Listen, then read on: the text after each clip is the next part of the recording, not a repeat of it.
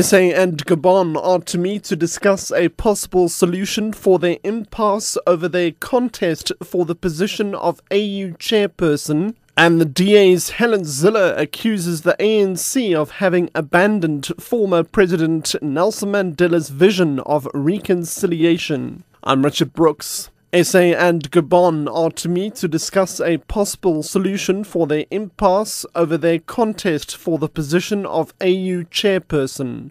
This has been agreed to at the meeting of a special committee of 8 heads of state. The two countries will then report back to the committee on the progress made during the meeting. The AU set up the ad hoc committee in January after an electoral contest between South Africa's Nkosazana Dlamini-Zuma and Gabon's Jean Ping failed to settle the leadership issue of the union. President Jacob Zuma says the emerging consensus is that a political solution is needed. I think what we discussed here was to find a political solution, a solution that is going to last. I think that's the first thing to do. Once you have the political solution, you can then look at how you move forward on some details or modalities for that matter. The basic thing is to find a political solution. DA leader Helen Zille has accused the ANC of having abandoned former President Nelson Mandela's vision of reconciliation. She was addressing party members attending the KZN Provincial Conference in Ladysmith in the Midlands.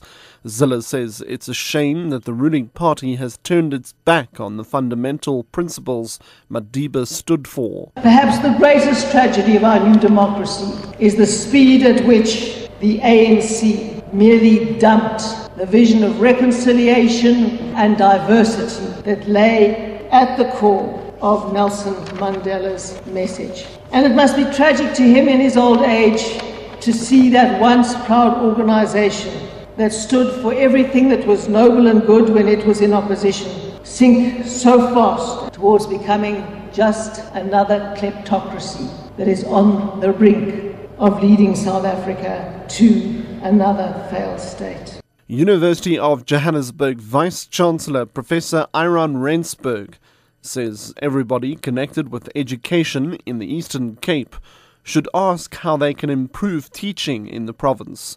He was speaking at an education summit in East London.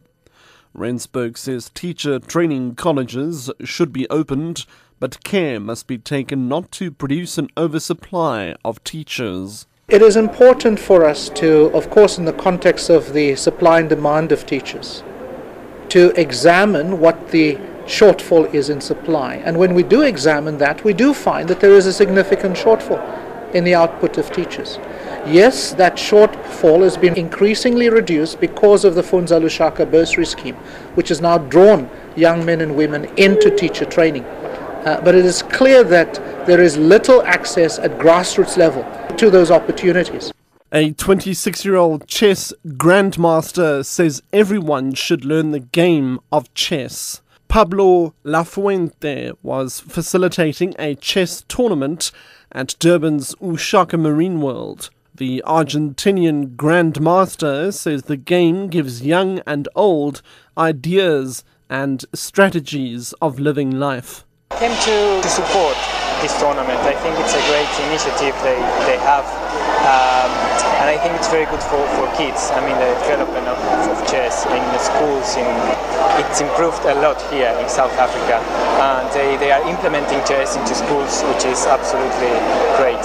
And in that regard, actually, President Zuma has helped a lot in this regard.